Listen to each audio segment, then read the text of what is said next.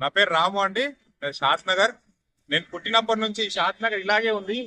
ఈ షాద్ నగర్ లో అందరూ చనిపోతున్నారు. దానికి చెల్లించి నేను ఈ యొక్క ధర్నా అంటే నా వ్యక్తిగతంగా నేను ఒక్కరిని చేసుకుంటున్నానండి. నేను ఈ శవాల మీద మా శవాల మీద ఈ రోడ్డును విస్తీర్ణం చేస్తామని చెప్పేసి అనుకుంటారేమో. ఇక చెల్లదండి అది. మేమందరం బతికుండగానే ఈ చౌరస్తా అనేది విస్తీర్ణం కావాలి. ఇక్కడికి ఎంతో మంది ప్రజలు చాలా ఊర్ల నుంచి వస్తారండి. అంటే వాళ్ళు వస్తే వాళ్ళు ఇంటికి పోయేదాకా వాళ్ళకి గ్యారంటీ లేదు. అందుకని చెప్పేసి నేను ఇది చేస్తున్నానండి. సో ఈ సపోర్ట్ అంతా నాకు కావాలి. అంటే గురించి కామెంట్స్ గానీ ఏమైనా ఉంటే అన్నదానికి చేసేసేయండి. నిత్యం జరుగుతూ ఉన్నాయి కదా. నిత్యం ఎన్నో అండి. రోజు 10 యాక్సిడెంట్ జరుగుతాయి ఇక్కడ.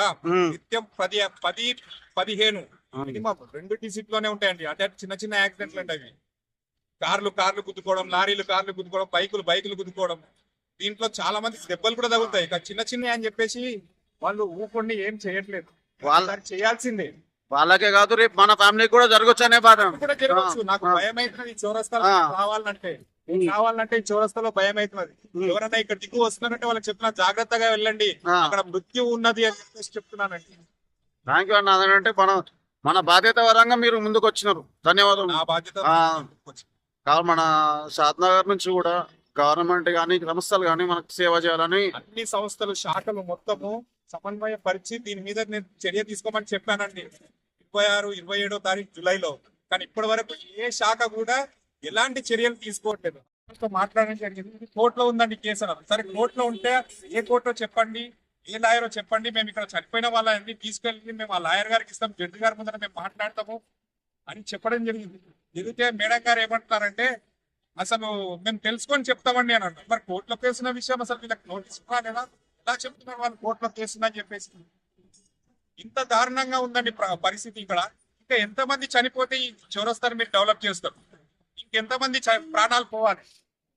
ఇంకెంతమంది ప్రాణాలు పోవాలండి? ఇక్కడ చౌరస్తా నుంచి వెళ్ళాలంటే భయం వేస్తున్నదండి. ఏ లారీ వచ్చి తిరుగుతుందో. అసలు వెళ్తూ ప్రమాదం జరిగితే అది వేరే విషయం అండి. కానీ ఇక్కడ ఆగి సిగ్నల్ పడ్డాక పోతుంటే ప్రమాదాలు జరిగి చనిపోతున్నారండి. ఈ నిర్లక్ష్యానికి కారణం ఎన్ని రోజులు? ఎంతమంది చావాలి? ఎంతమంది చస్తే మీరు ఈ చౌరస్తాన్ని మీరు డెవలప్ చేస్తారు? అంటే ఆగి జస్ట్ సిగ్నల్ పడిందని చెప్పేసి వాళ్ళు ముందుకెళ్తుంటే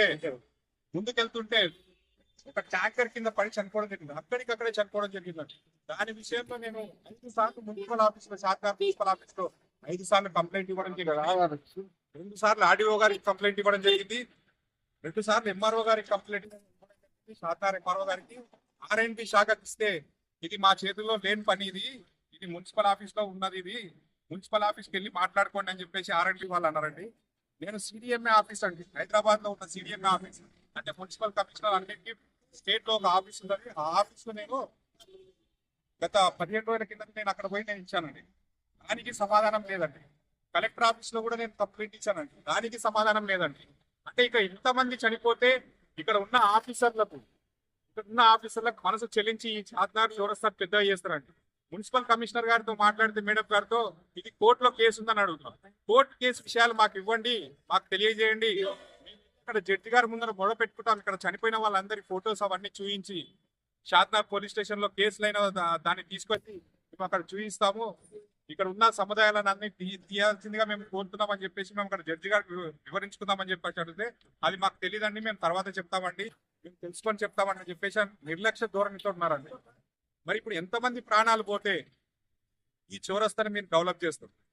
షాద్నార్ ఎప్పటి నుంచి ఇట్లా ఉందా? పక్కనున్న షాబాద్ అది ఎంత బాగా అయిందండి. చేవెళ్ళ ఎంత బాగా అయిందండి. అరికి ఎంత బాగా అయిందండి. అంటే షాద్నగర్ లో అసలు రోడ్లు వద్దా? ఇంత జనాలు ఉన్నారండి. 20 ఏళ్ల కింద ఉన్న షాద్నగర్ ఎలా ఉంది, ఇప్పుడున్న షాద్నగర్ ఎలా ఉంది? సో ఇవన్నీ దృష్టిలో ఉంచుకొని షాద్నగర్ చౌరస్తాను డెవలప్ చేసి ప్రజల ప్రాణాలను కాపాడాలని చెప్పేసి మేము మనవి చేసుకుంటున్నానండి. నా పోరాటం ఇక్కడితో ఆగదు.